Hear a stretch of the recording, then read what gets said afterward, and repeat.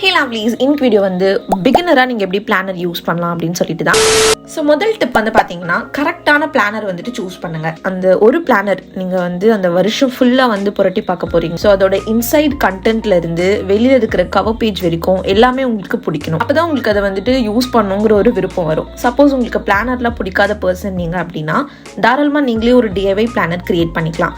அது எப்படி பண்ணலாம்னு சொல்லிட்டு நான் ஆல்ரெடி வீடியோ போட்டிருக்கேன். அந்த வீடியோ நீங்கள் செக் அவுட் பண்ணிக்கலாம் ரெஃபரன்ஸ்க்கு.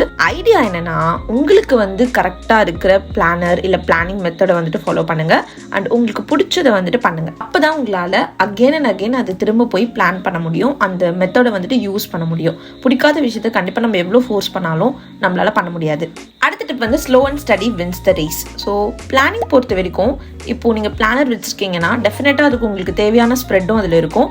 உங்களுக்கு தேவையில்லாத ஸ்ப்ரெட்டும் கண்டிப்பாக இருக்கும். நியூ இயர்க்குள்ளே பண்ணணும், இதுக்குள்ளே பண்ணிடணும், அந்த மாதிரி ரஷ் பண்ணாதீங்க.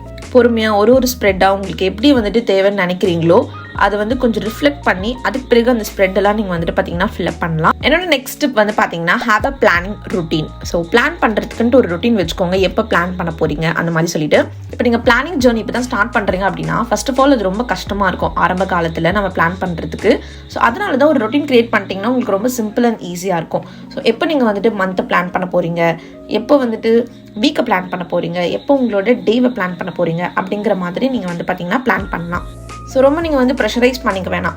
ஓகே நான் வந்து 30ஆம் தேதி பண்ணியே ஆகணும், அடுத்த மாதத்துக்கு 1ஆம் தேதி பண்ணியே ஆகணும் அப்படின்னு சொல்லிட்டு ஒரு பிளான் ஒரு ரொட்டீன் வச்சுக்கோங்க. அட் த சேம் டைம் அது ஃப்ளெக்சிபிளாக வச்சுக்கோங்க. ஃபார் எக்ஸாம்பிள் அந்த மந்தோட ஃபர்ஸ்ட் 5 டேஸ்க்குள்ள அந்த மந்த்தை நான் பிளான் பண்ணிடுறேன் அந்த மாதிரி சொல்லிட்டு நீங்கள் வைக்கலாம். ஸோ நீங்கள் வீக்லி பிளானிங்னா மேபி சண்டே இல்லை மண்டே காலையில் பண்ணுறேன். டெய்லி பிளானிங்னா முன்னாடி நான் நைட்டு பண்ணுவேன்னா இல்லை காலையில் எழுந்து நான் பண்ணுறது எனக்கு பிடிச்சிருக்கா அந்த மாதிரி நீங்கள் ரிஃப்ளெக்ட் பண்ணலாம். உங்களோட ஓன் லைஃப் ஸ்டைல் பொறுத்து எப்படி நீங்கள் வந்து பிளானிங்கை உங்கள் ரொட்டீனுக்குள்ளே கொண்டு வர போறீங்கன்னு சொல்லிட்டு ஆனால் அந்த ஒரு ரொட்டீன் வந்து கிரியேட் பண்ணுறது நல்லது.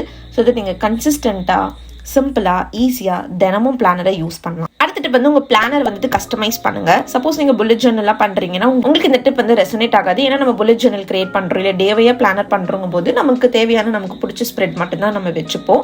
பட் பிளானர் வாங்குறோங்க போது நமக்கு பிடிக்காத ஸ்ப்ரெட் இருக்கிறதுக்கு வாய்ப்புகள் இருக்குது. அதை வந்துட்டு நீங்கள் யூஸ் பண்ணுங்கிற கட்டாயம் கிடையாது.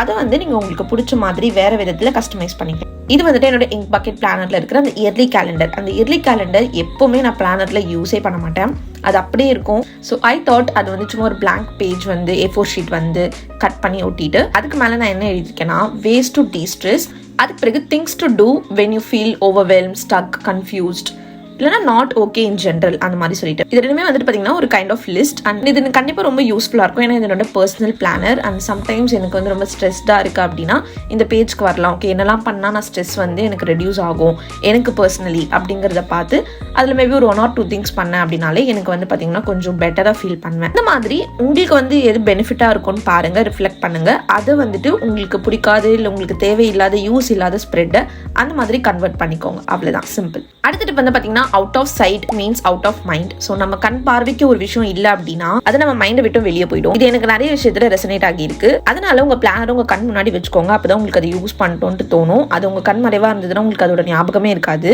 அண்ட் செகண்ட் திங் என்னன்னு பார்த்தீங்கன்னா உங்க பிளானர் வந்துட்டு ஓப்பன் பண்ணி வச்சுக்கோங்க. அன்னைக்கு டே பிளான் பண்ணிட்டு ஓப்பன்ல வச்சுக்கோங்க. ஸோ தட் ஒரு டு டூ லிஸ்ட் நீங்க கம்ப்ளீட் பண்ணிட்டீங்கன்னா உடனே டிக் பண்ணிக்கலாம். இல்லை வந்துட்டு ஒரு டு டூ லிஸ்ட் ஆட் பண்ணணும்னா உடனே நீங்க என்டர் பண்ணிக்கலாம். ஸோ இந்த மாதிரி நீங்க ட்ரை பண்ணலாம். அடுத்துட்டு வந்து பார்த்தீங்கன்னா பெர்ஃபெக்டா இருக்கிறதுக்கு ட்ரை பண்ணாதீங்க. உங்க பிளானர் வந்துட்டு பெர்ஃபெக்ட்டா இருக்கணும், இன்ஸ்டாகிராம் பெர்ஃபெக்ட்டா இருக்கணும், பின்ட்ரெஸ்டியா இருக்கணும். அந்த மாதிரிலாம் நமக்கு வந்து ஒர்க்கை வந்து முடிக்கிறது, நம்ம வந்து பிளான் பண்ண மாதிரி டாஸ்க்கை வந்து நடத்தி முடிக்கிறது, ப்ரொடக்டிவா இருக்கிறது அதுதான் முக்கியம்.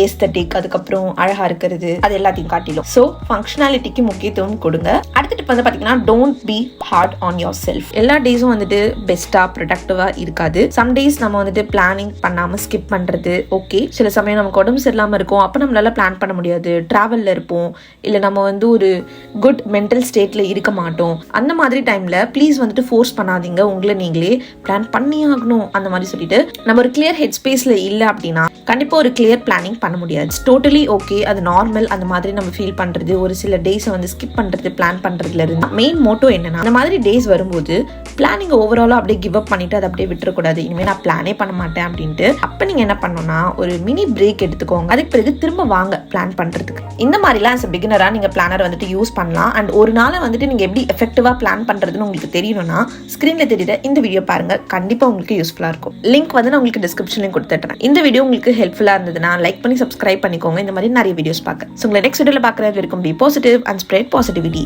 டாடா லவ்லீஸ்.